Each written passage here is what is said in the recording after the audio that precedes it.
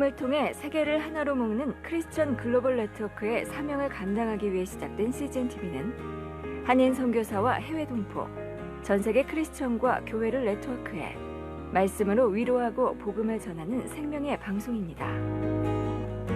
2005년 3월에 개국한 CGNTV는 전 세계에서 24시간 365일 시청 가능하며 일본, 중국, 중남미, 태국, 아랍, 인도네시아 등의 현지어로도 방송되고 있습니다. CGNTV는 마지막 시대 각 나라 언어로 예수 그리스도를 땅끝까지 전하는 복음 방송으로서의 사명을 다할 것입니다. 글로컬 선교교육 방송 CGNTV는 방송통신심의위원회 심의 규정을 준수합니다.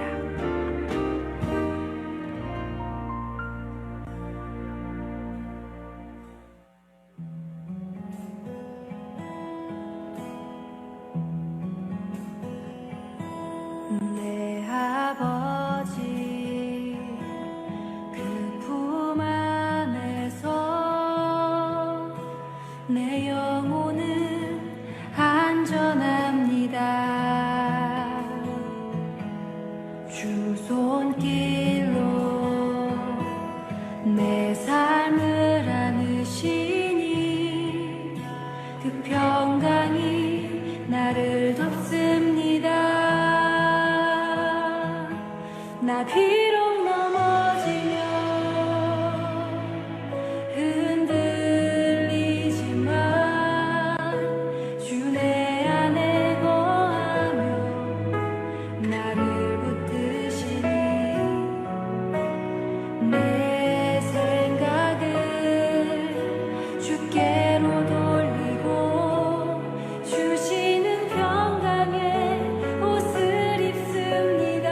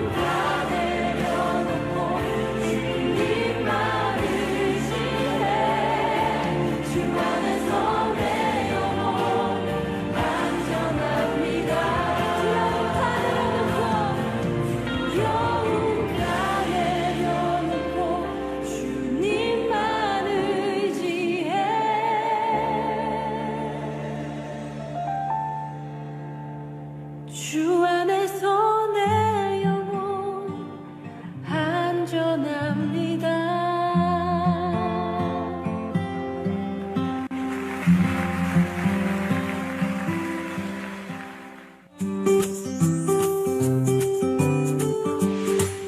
이어서 생명의 삶이 방송됩니다.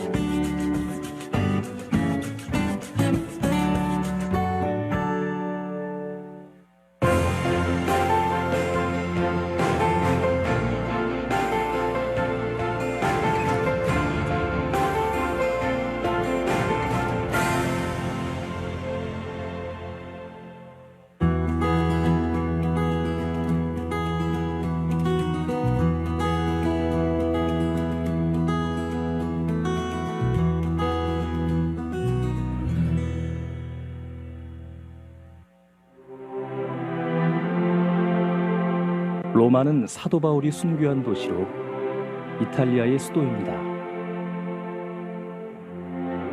BC 753년 로물루스와 레무스가 세웠으며 AD 8세기부터 1870년까지 교황령의 수도였고 1871년 이탈리아의 수도가 되었습니다. 바울이 이곳에 왔을 당시 로마는 유럽과 지중해를 넘어 북아프리카와 페르시아까지 세계를 지배하던 제국이었습니다. 비아 아피아가도는 바울이 로마로 입성할 때 이용했던 고대 도로입니다. 바울이 처음 도착한 포로 로마노는 고대 로마를 가장 잘 볼 수 있는 곳으로 로마의 중심부에 있습니다. 이곳에 있으면 마지막 전도의 열정을 불태웠던 사도 바울의 숨결이 느껴집니다. 로마에는 바울이 갇혔던 첫 번째 감옥 마메르티눔이 있고 바울이 순교한 자리에 세워진 바울 순교교회가 있습니다. 바울이 순교한 뒤 이곳의 기독교인들은 로마 제국의 핍박을 피해 예배를 드렸습니다. 이곳에는 기독교인들의 은신처였던 카다콤과 많은 기독교인들이 학살당한 콜로세움도 있습니다. 그들이 믿음을 지킬 수 있었던 것은 바울의 신앙이 전수되었기 때문입니다. 이곳은 시간이 흘러 기독교가 공인되고 크게 번성했지만 지금은 예수님을 인격적으로 만난 그리스도인을 찾기 힘든 땅이 되었습니다. 사도 바울의 마지막 전도 여행지 로마 사람들이 살아계신 예수님을 만나 바울처럼 복음을 위해 선한 싸움을 하고 믿음을 지키는 그리스도인으로 일어나길 소망해 봅니다.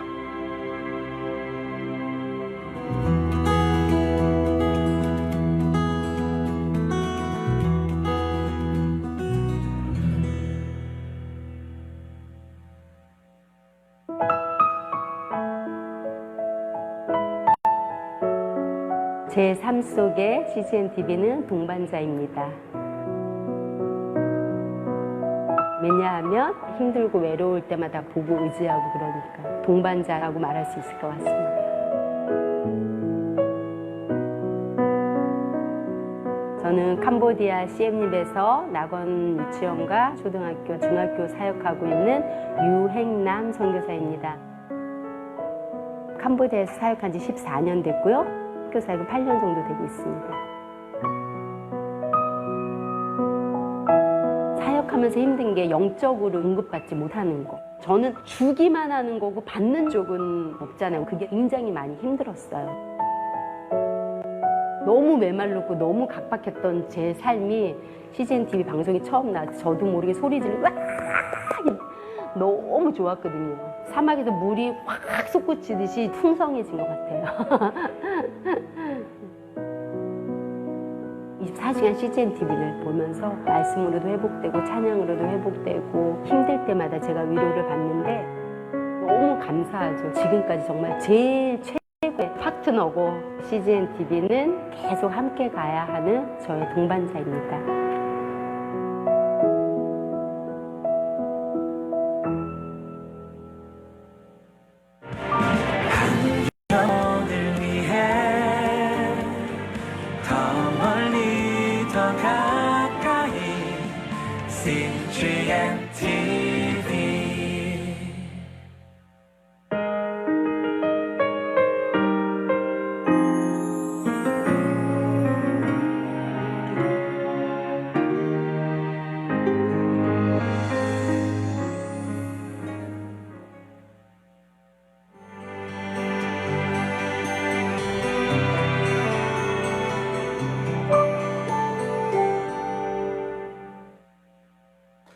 재물에 관한 설교는 항상 힘든 것입니다.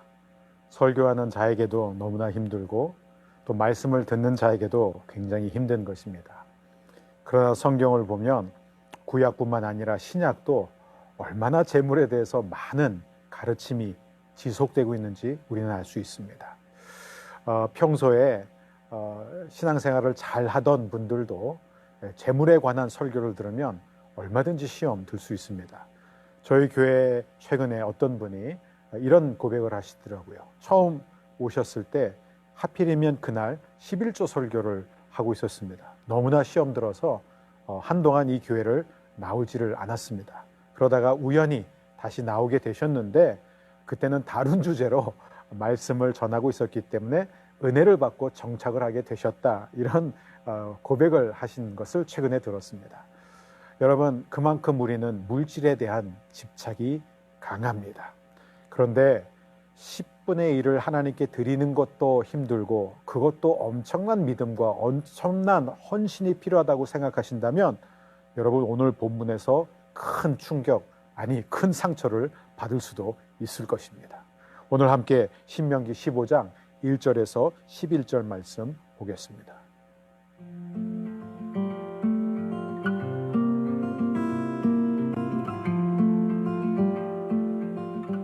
신명기 15장 1절에서 11절 말씀입니다. 매 7년 끝에는 면제하라. 면제의 규례는 이러하니라. 그의 이웃에게 구워준 모든 체주는 그것을 면제하고 그의 이웃에게나 그 형제에게 독촉하지 말지니 이는 여호와를 위하여 면제를 선포하였음이라. 이방인에게는 네가 독촉하려니와 네 형제에게 구워준 것은 내 손에서 면제하라. 내가 만일 내 하나님 여호와의 말씀만 듣고 내가 오늘 네게 내리는 그 명령을 다 지켜 행하면 내 하나님 여호와께서 네게 기업으로 주신 땅에서 네가 반드시 복을 받으리니 너희 중에 가난한 자가 없으리라. 내 하나님 여호와께서 내게 허락하신 대로 내게 복을 주시리니 내가 여러 나라에 구워줄지라도 너는 꾸지 아니하겠고 내가 여러 나라를 통치할지라도 너는 통치를 당하지 아니하리라. 내 하나님 여호와께서 네게 주신 땅 어느 성읍에서든지 가난한 형제가 너와 함께 거주하거든 그 가난한 형제에게 내 마음을 완악하게 하지 말며 네 손을 움켜쥐지 말고 반드시 네 손을 그에게 펴서 그에게 필요한 대로 쓸 것을 넉넉히 구워주라. 삼가 너는 마음에 악한 생각을 품지 말라. 곧 이르기를 일곱째 해 면제년이 가까이 왔다 하고 내 궁핍한 형제를 악한 눈으로 바라보며 아무것도 주지 아니하면 그가 너를 여호와께 호소하리니 그것이 네게 죄가 되리라. 너는 반드시 그에게 줄 것이요 줄 때에는 아끼는 마음을 품지 말 것이니라. 이로 말미암아 내 하나님 여호와께서 내가 하는 모든 일과 내 손이 닿는 모든 일에 내게 복을 주시리라. 땅에는 언제든지 가난한 자가 그치지 아니하겠으므로 내가 네게 명령하여 이르노니 너는 반드시 내 땅 안에 내 형제 중 곤란한 자와 궁핍한 자에게 내 손을 펼지니라. 하나님은 일곱째 날 안식일로 정하셨습니다. 그날에는 모든 사람들이 하던 일을 멈추고 쉬도록 하나님께서 주시는 최고의 배려이죠. 그런데 이 안식일 규정조차 무거운 짐으로 생각하는 사람들이 많았습니다. 그런데 하나님께서는 일곱째 날뿐만 아니라 일곱째 해가 되는 때에도 또 하나의 쉬라는 명령을 주십니다. 1절을 보니까 매 7년 끝에는 면제하라 이렇게 되어 있습니다. 어떤 면제나 땅만 쉬게 할 뿐만 아니라 빚을 졌기 때문에 빚 아래 고통당하면서 사는 사람들도 쉴 수 있도록 그들의 빚을 전부 다 부채를 다 면제하라라는 것입니다. 여러분 한번 생각해 보십시오. 여러분이 그 시대에 이스라엘 백성으로 산다고 생각해 보십시오. 7년째가 되면은 하나님은 모든 일을 멈추라고 말씀하셨습니다. 그러니까 1년 동안에 농사를 지을 수가 없습니다. 아무 일도 할 수가 없었습니다. 그러면 1년 동안 열매가 나지 않습니다. 뿐만 아니라 양떼, 가축, 동물의 농장들은 무엇으로 먹여야 합니까? 이것은 사실 하나님을 향한 절대 신뢰가 있지 않으면 불가능한 일이었습니다. 그런데 이것도 힘든데 지금 하나님께서는 나도 이렇게 지금 수입이 없어서 직장 생활을 하고 있지 못하기 때문에 당장 먹고 살 문제가 해결되지 않기 때문에 이렇게 고통스러운데, 그런데 심지어 나에게 빚진 그 사람의 빚까지도 다 면제해달라는 거예요. 가난한 사람들은 얼마나 더 고통스럽겠습니까? 자신이 먹을 것도 없을 뿐만 아니라 빚을 갚을 능력도 없기 때문입니다. 바로 이런 사람들을 위해서 하나님은 왜 이렇게 어려운 계명, 어려운 명령을 내려주실까요?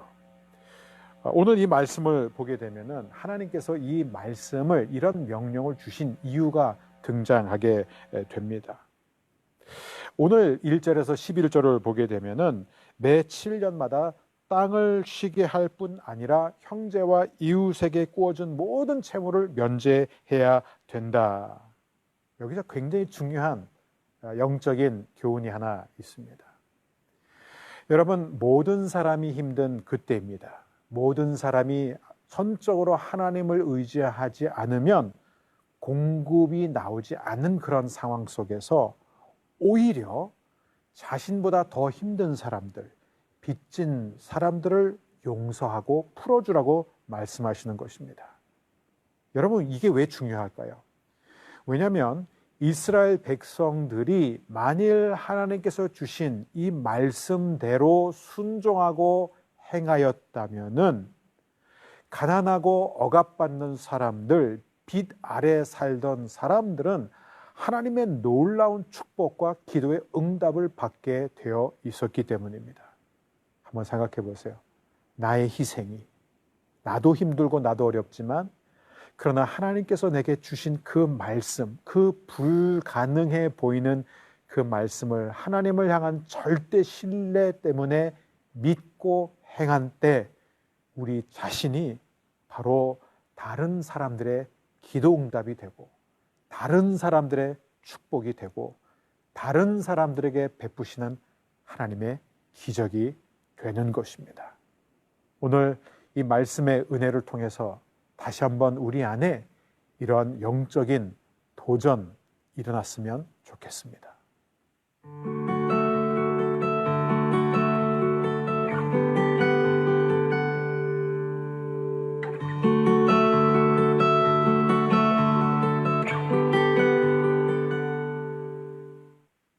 우리는 과연 이 안식년을 잘 지키고 있습니까? 영적인 안식년을 잘 지키고 있습니까? 오늘 이 본문을 보게 되면은 약간의 불일치를 우리는 볼 수 있습니다. 왜냐하면 5절에는 하나님이 분명히 뭐라고 말씀하셨냐면 너희 중에 가난한 자가 없으리라. 그런데요, 11절에 보면은 땅에는 언제든지 가난한 자가 그치지 아니하겠으므로, 앞에서는 너희 중에 가난한 자가 없을 거라고 분명히 약속하셨는데, 그런데 땅 가운데 가난한 자가 없어지지 않을 것이라고 또 말씀하십니다. 하나님은 왜 이렇게 다른 말씀을 하실까요? 그 이유는 하나님은 전지하신 분이기 때문입니다. 하나님은 모든 것을 아시는 분입니다. 즉 이스라엘이 하나님의 말씀에 순종하지 않을 것을 잘 아셨기 때문입니다. 여러분, 만일 이스라엘 백성이 정말로 순종했다면 어떻게 됐을까요?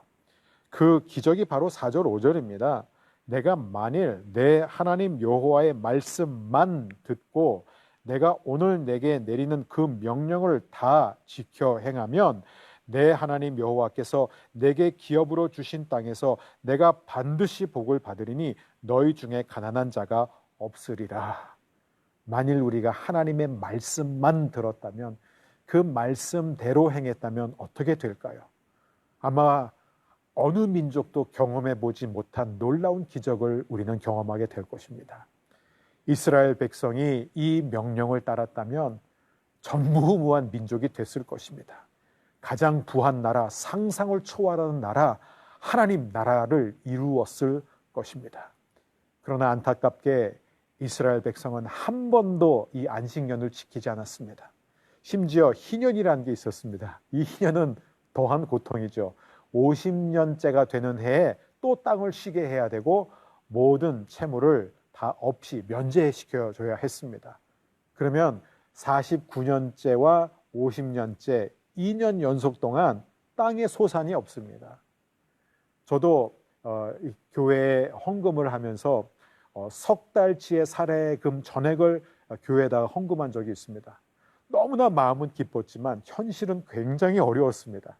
석 달치의 사례비를 하나님께 드렸더니 하나님께서 다른 방법으로 공급해 주시지 않으면 먹고 사는 문제를 해결할 수 없을 정도로 위기를 느꼈었던 기억이 납니다. 근데 여러분 2년 생각해 보십시오.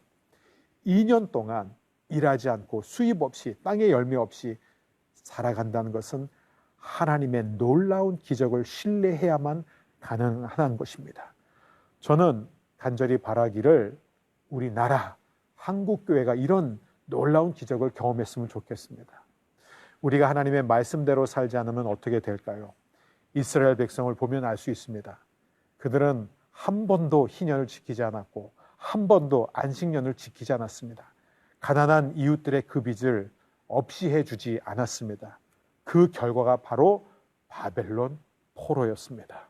이 바벨론 포로기에 대해서 역대하 36장은 우리에게 분명히 이렇게 말해주고 있습니다.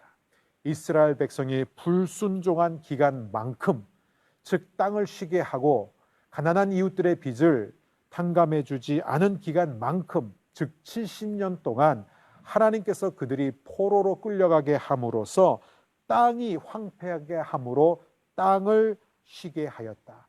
땅으로 하여금 안식을 누리게 하였다. 이로써 하나님의 말씀이 이루어졌느니라. 이게 바로 하나님의 신실하심입니다. 사랑하는 여러분, 다시 한번 묻습니다. 여러분은 영적 안식년을 어떻게 지키고 있습니까? 이 안식년은 믿음의 시험입니다.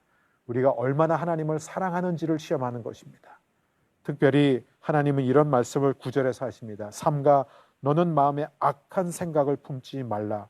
곧 이르기를 일곱째 해 면제년이 가까이 왔다 하고 내 궁핍한 현재를 악한 눈으로 바라보며 아무것도 주지 아니하면 그가 너를 여호와께 호소하리니 그것이 내게 죄가 되리라. 6년째가 되던 그 해에 누군가가 나에게 도와달라고 하는 거예요. 그런데 다음 해가 7년째가 되기 때문에 그 사람은 나에게 빚을 갚을 의무가 없어집니다. 그렇다면 과연 아무것도 돌려받지 못할 것인데 손해를 보고서라도 그 이웃에게 구워주는 게 맞습니까? 하나님은 우리에게 말씀하십니다. 대가 없이 아무것도 바라지 말고 베풀어라.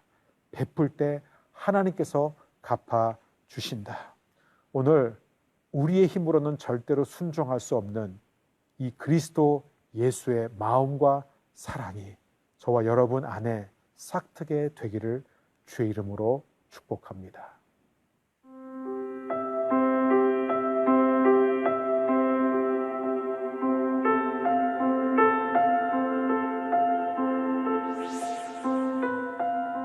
하나님의 말씀을 절대적으로 순종하기를 원합니다. 하나님의 말씀만 듣고 하나님의 말씀을 다 지켜 행함으로 말미암아 반드시 하나님이 주시는 복을 누리게 하여 주옵소서.